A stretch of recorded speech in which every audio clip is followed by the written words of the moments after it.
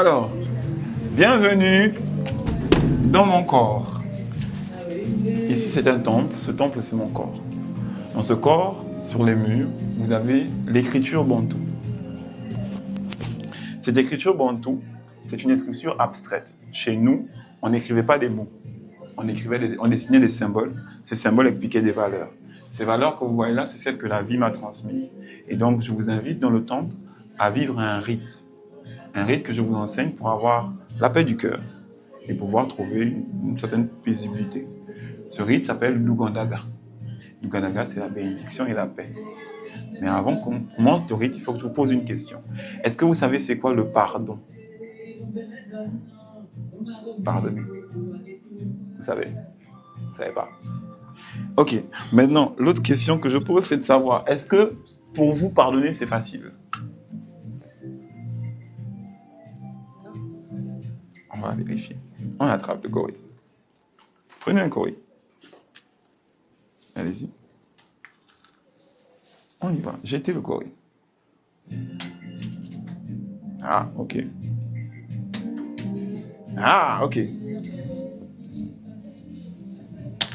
Le gorille qui se ferme, ça veut dire que pour vous, le concept du pardon, c'est compliqué. Pour le gorille qui s'ouvre, pour le gorille qui s'ouvre, ça veut dire que le pardon est bon. Mais si le gorille va légèrement sur le côté, ça veut dire que il y a des moments, il y a des choses que tu pardonnes, il y a des moments, il y a des choses que tu ne pardonnes pas. La première chose qu'il faut savoir pour comprendre l'Ugandaga, c'est que chaque corps a une définition. Ouais, c'est toi, tu n'as pas fait ça. Tiens. Moi, tu veux que je prenne combien? Un seul. Jette. Ah. C'est rare ça. Ok.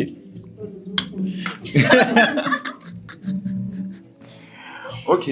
Donc, chaque corps a une définition. Il faut savoir qu'est-ce qu'est votre corps. Le corps, c'est un esprit. Donc, on pense souvent que le corps, c'est juste la matière. Non. Le corps, c'est un esprit autant que l'esprit et l'âme. C'est des entités à part entière. Parce que parfois, votre corps vous demande des choses. C'est toute une vie. Donc, mon corps à moi, c'est une maison fertile où tranquillement, je prends le temps de me connecter. Mais à quoi je me connecte? Je me connecte à ce que j'appelle le maître des lieux. Le maître des lieux, c'est quoi? C'est une entité qui est à l'intérieur de moi. Chacun en a un à l'intérieur de lui qui va t'aider à pouvoir marcher dans ta vie. Quand tu as un petit truc que tu as envie de faire, intuition. Tu as un petit truc que tu as envie de faire, tu penses à telle chose, tu fais, ça passe. C'est ça qu'il fait. Mais ce maître des lieux, il a un nom. Et le nom qu'on donne au maître des lieux, c'est parfois quand tu viens au monde, on te donne le nom. Parfois, il faut que tu t'inities pour qu'on te donne le nom. Moi, à ma naissance, on m'a appelé l'Ugandaga. L'Ugandaga, c'est quand l'homme en moi et la femme qui sont en moi se mettent ensemble pour prononcer une bénédiction. Et pour que cette bénédiction s'accomplisse, il faut que je sois inspiré. Cette inspiration se reflète sur mes émotions. L'Ugandaga, c'est le mot qu'on dit quand on arrive dans les villages chez les Miennes. On dit pas bien oranda. Je suis venu avec la paix et la bénédiction. Pour pouvoir bien acquérir ça, il a fallu comprendre des choses. Premièrement, que quand tu viens au monde, Dieu te donne famille, amis, tout ce qu'il faut pour que tu évolues. À un moment dans ton évolution, il te dit non, maintenant il faut que tu apprennes à donner. Une fois que tu apprends à donner, on te donne encore. Et une fois tu donnes, on te donne. À un moment, on te dit, ce qu'on te donne là, il faut que tu réfléchisses bien et que tu voyes bien qu'est-ce que c'est. Pour savoir aussi ce que tu vas pouvoir donner. Pour ça, avancer. Pour bien comprendre comment on reçoit et on donne, il faut faire preuve de silence et ressentir. On commence une certaine forme de méditation. Cette méditation va t'apporter la connaissance. La connaissance, c'est quand la logique et l'émotion font corps. Ça crée une étincelle avant une action. Cette action va porter du fruit parce que tu agis avec logique et émotivité ensemble. Ça crée un rythme de vie. Ce rythme, c'est le rythme de ton cœur. Quand ton cœur rythme, c'est pas la façon dont son cœur rythme. Les fréquences sont différentes. Et parfois, certaines fréquences sont légèrement parallèles. Donc, qu'est-ce qui se passe? Ce rythme, c'est un appel. Cet appel, c'est un message. Souvent, ce qui se passe ici dans nos choses, c'est quand on te dit il y a quelqu'un qui t'appelle de l'autre côté. Mais comment tu vas aller de l'autre côté? Il va falloir que tu meurs. Mais ce n'est pas une vraie mort. C'est la mort à travers, par exemple, le buti. On te donne une plante, tu pars. Et là, ton esprit devient fertile. Et là, tu arrives dans le monde des anciens. Et là-bas, ils te parlent. Mais pourquoi ils te font mourir? Parce que quand tu es arrivé ici, là, sur Terre, Tu avais deux piliers. Papa, maman, tantine, tonton, la société. Mais toutes ces personnes-là qui t'ont donné tous tes piliers, parfois eux aussi ils ont été blessés. Et avant eux ils ont été blessés. Donc au bout d'un moment ils te contaminent leurs blessures et entraînent les blessures comme ça pendant des années. Et après on s'étonne que la famille, tout ne va plus bien. Parce qu'on n'a pas su guérir les blessures. Mais il est important de déconstruire les piliers, rentrer dans l'inconnu. Et une fois que tu rentres dans l'inconnu, tu vis ce qu'on appelle les expériences et les faits. Ton expérience, tes faits. On va te dire, un homme, ça ne pleure pas. Mais très souvent, un homme, ça veut pleurer. Et ça pleure. On te dit, une femme, ça doit supporter. Mais les femmes ne veulent pas supporter. C'est pas ça la vie. On n'est pas là, on n'est pas venu sur terre pour souffrir. C'est pas mon problème. Donc, ce qui se passe, c'est qu'il faut passer le voile. Donc, passer le voile avec la confiance que, même si tu doutes, aie confiance à un moment. Et tu sauras que là, il y a quelqu'un qui veille sur ton évolution. C'est lui qui t'appelle. Passe. Donc, je vous invite à mourir.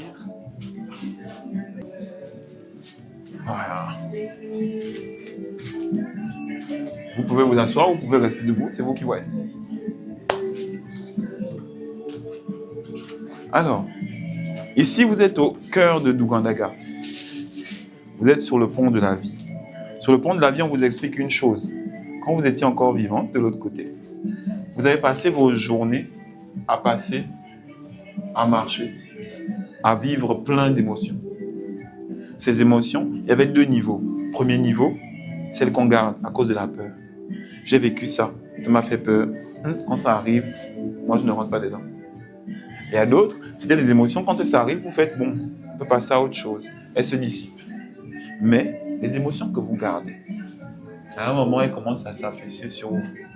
Elles font un poids. Le poids là, ça devient une maladie. On appelle ça la somatisation ou la cristallisation. L'énergie de l'émotion que tu n'as pas fait sortir devient physique.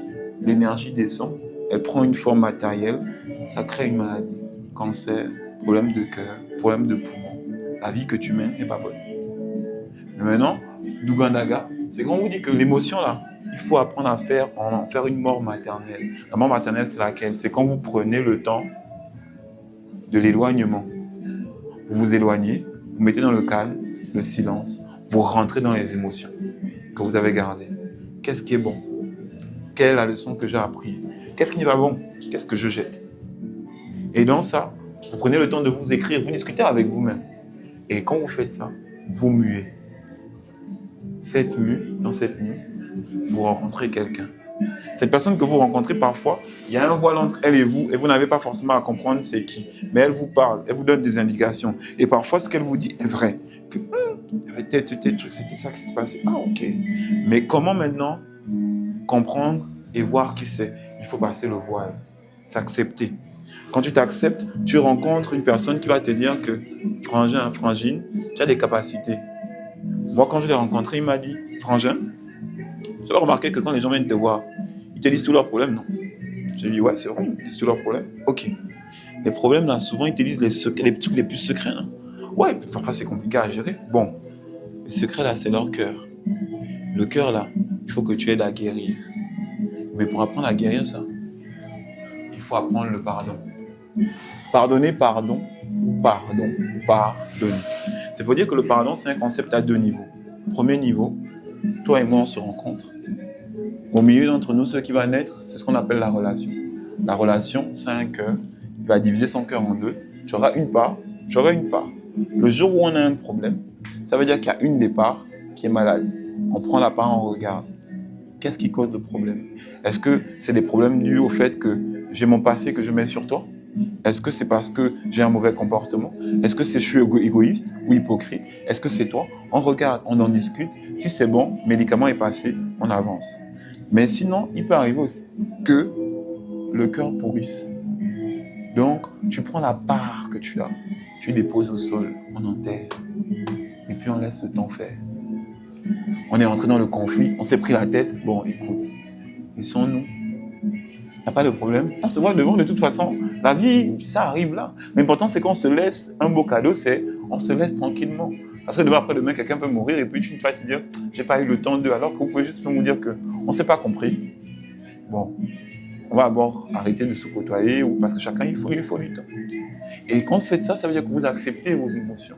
vous les vivez pleinement. Et vous avez une vie plus épanouie. Parce que ça veut dire que quand l'émotion est là, vous la vivez. Si vous avez envie de pleurer, vous pleurez. Et après, bon, on fait un petit temps de pleurs et puis on avance. Si vous voulez rire, vous riez.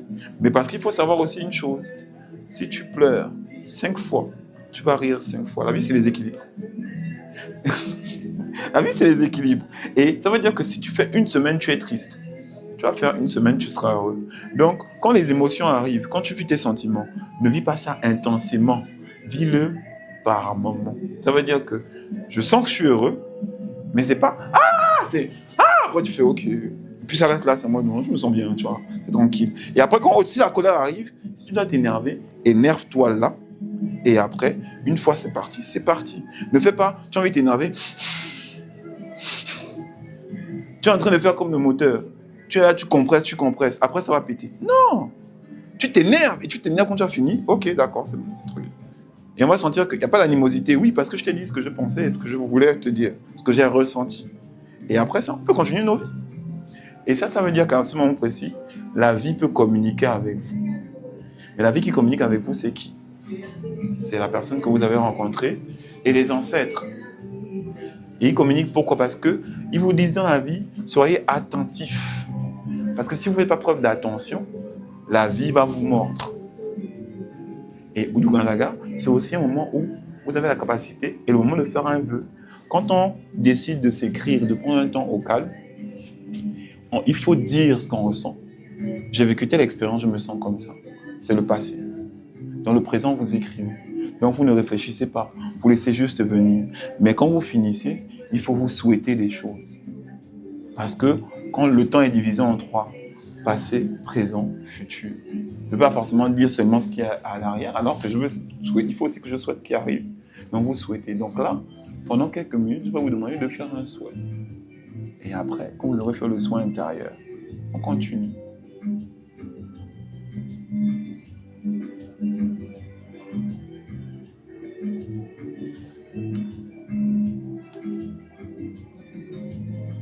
C'est bon. Choisis une des maisons.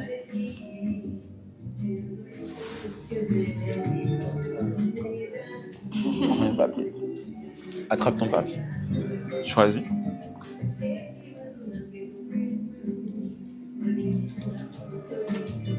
Ok. Maintenant que vous avez pris vos papiers, levez-vous. Il reste 2 choses avant que vous repartiez dans la vie. Les papiers, vous allez les lire dehors. La première, c'est celle-ci. La Terre a des cycles. Mais vous aussi, vous êtes des terres. Quand vous mourrez, la poussière.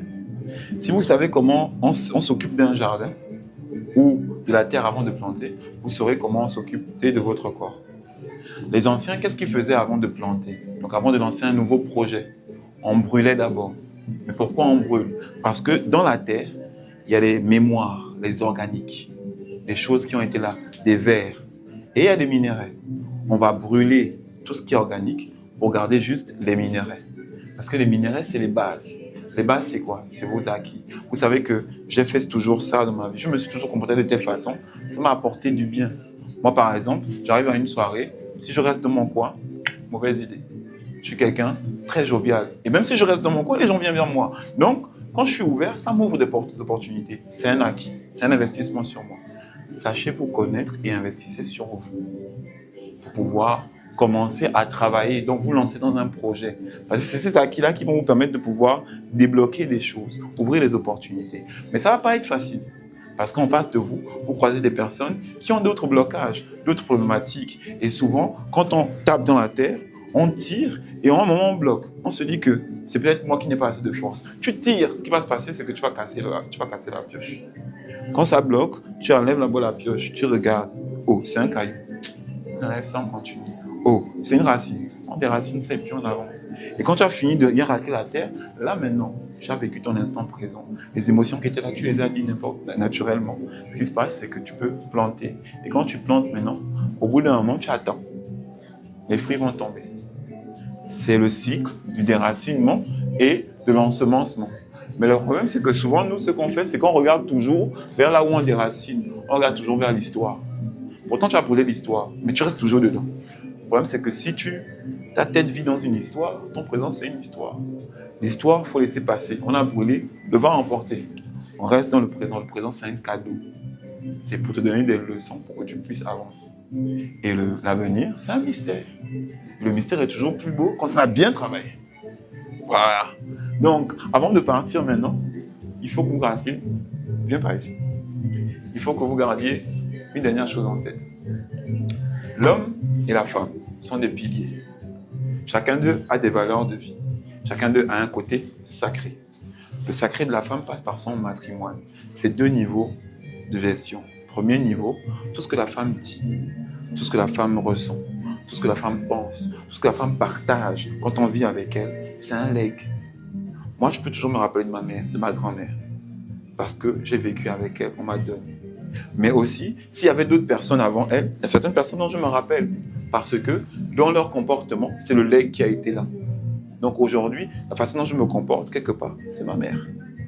Mais ce legs aussi, ce matrimoine, il a la face de ce qu'elle achète, ce qu'elle paye, qu'elle construit, etc. Mais son côté sacré vient aussi du fait que la vie vient d'elle. C'est en elle que la vie est née. On dit aussi dans une certaine histoire que si on a commencé à planter sur terre, c'est parce qu'une femme a observé la vie. Elle s'est rendue compte que quand un homme plante en moi, il y a la vie qui naît. Ça veut dire que si je plante dans la terre c'est aussi une mère, donc la vie va naître. Donc, elle est sacrée parce qu'elle arrive à comprendre et voir là où nous, on ne voit pas les hommes. Les hommes, nous, on est dans le patrimoine, tout ce qui est physique. Il faut qu'on travaille. Et on nous reconnaît parce qu'on travaille. On se rappelle de nous parce que tel avait fait telle chose. Mais ces 2 personnes, si elles veulent pouvoir avoir plus de bénédictions qui rentrent dans leur vie, à un moment, elles doivent accepter que l'opposé vienne se mettre à côté d'elles. Ça crée une porte. Cette porte par laquelle viennent les enfants, les opportunités et plein de bonnes choses, des bénédictions. Mais pour ça, il faut que tu connaisses qui tu es. Quelle est ta place? Et lui, qui connaît sa stature, qu'est-ce qu'il doit faire pour pouvoir te mettre sous mission? Et vice-versa. Soumission, ce n'est pas le fait de se peser sur quelqu'un. Soumission, c'est être sous une mission. Donc le but ici est de pouvoir missionner l'autre, à pouvoir atteindre des objectifs. D'où, quand vous mettez ensemble, on ne s'étouffe pas, on ne s'éloigne pas, on s'assoit, on pose, il y a tel plan, tel objectif, pour que les opportunités viennent à nous et qu'on en profite. Parce que chacun aussi, vous êtes venu pilier, vous avez des destinées. Les destinées là, il faut les accomplir. Maintenant, quand vous allez repartir là, il y a quelqu'un que vous avez rencontré ici. Il est à l'intérieur de vous. Il parle avec vous. Parfois, c'est un homme, parfois, c'est une femme. Ça dépend de chacun. Mais prenez le temps de parler avec. Il va régler certains de vos problèmes. Vous pouvez repartir à la vie.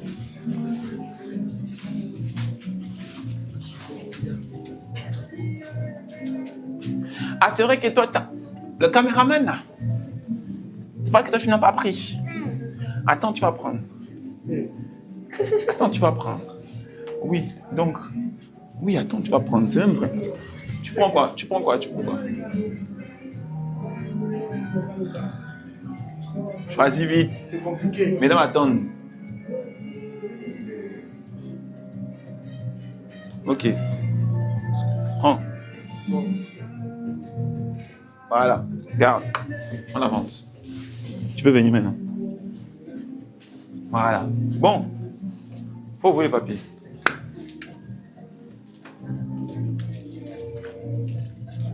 Ah, c'est bien. Et ici... Ah, c'est bien. Bon. Ici, ça veut dire que, très souvent, tu n'as pas confiance en ton intuition. Tu n'as pas confiance en ce que tu veux faire. Aie confiance en toi.